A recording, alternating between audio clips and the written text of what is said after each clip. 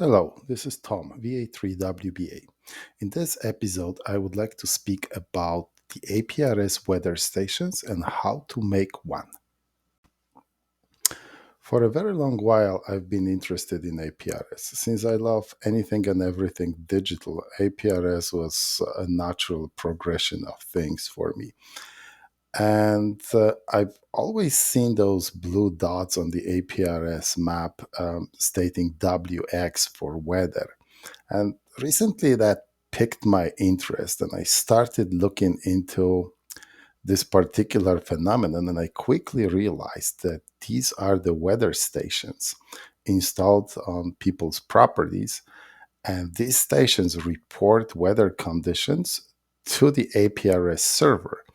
And then we can take a look at such a station and see the temperature, atmospheric pressure, and humidity. Also, other parameters depending on how complex particular weather station is. Some of them provide this information, some of them don't. So, like many people would do, I jumped on internet searching for the available weather stations. And I quickly realized that there is actually a significant investment involved. And also there is a fair bit of discussions going on in terms of how to put a weather station on the APRS.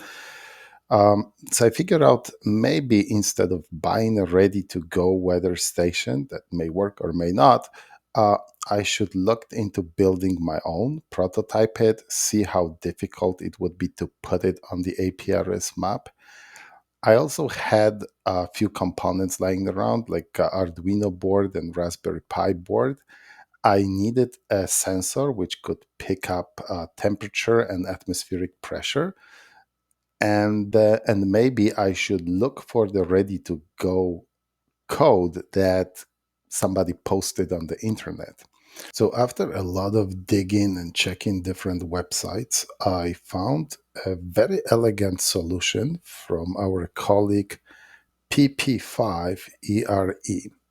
On the GitHub, he posted his code under APRS weather station.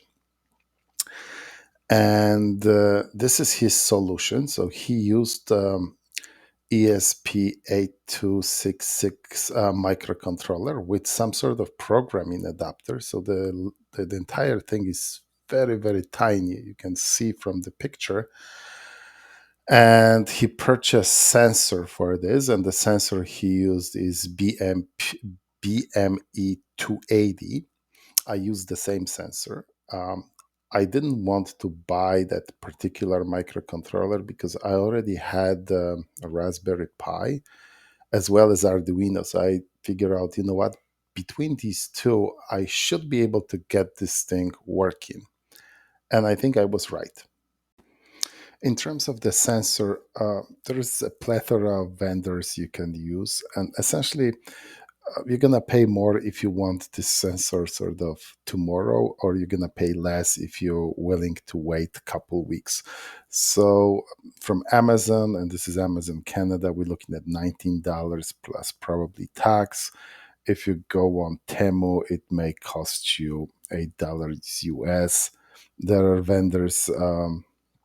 Advertising their price is $3. So it is up to you what you find.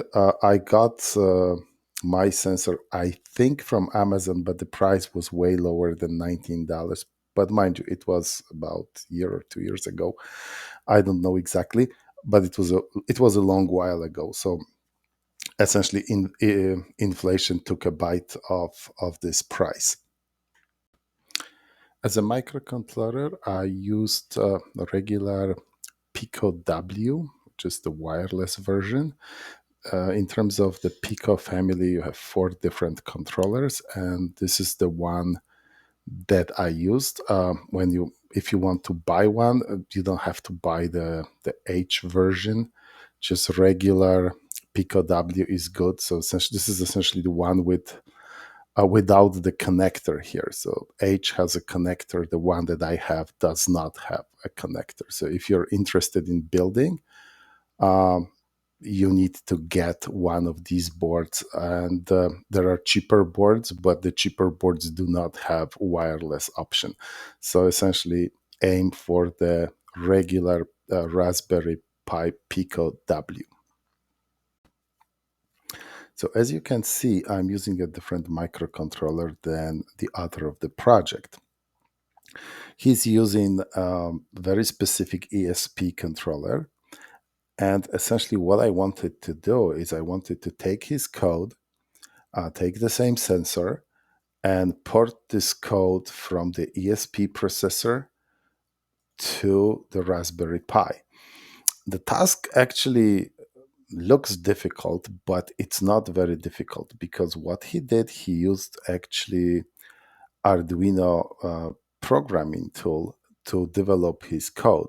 So it was quite easy to download his code, put it into Arduino, clean it up, make some modifications, and upload it to the Raspberry Pi. So this is actually what I'm talking about.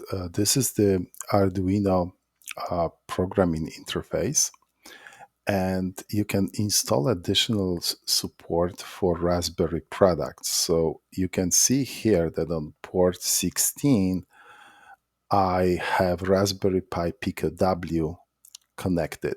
So the code that I have here, I'm able to upload it to the Raspberry Pi, and it will run on it pretty much indefinitely. If I need to make modifications, I can come here, make modifications, upload the code again. So let's say my Wi-Fi changes or I want to use maybe different sensor, I will be able to do it. There are still some artifacts in the code because there was a web server running on it and a whole bunch of things that I didn't want. I wanted this thing only to report to the APRS. So I cleaned the code, but I didn't do a really thorough job. So there are some doubles and there is some stuff that you may clean up yourself if it annoys you. So Arduino IDE allows you to easily modify the code and write your own subroutines. So you can always go to the bottom of the code, create a subroutine that you would like to use within your code. Yes, you need some programming experience and you have to have an idea what you're doing. I'm not a programmer, not even by a long shot, but I was able to find my way around it. So, and it didn't take me more than sort of one weekend to get this thing working.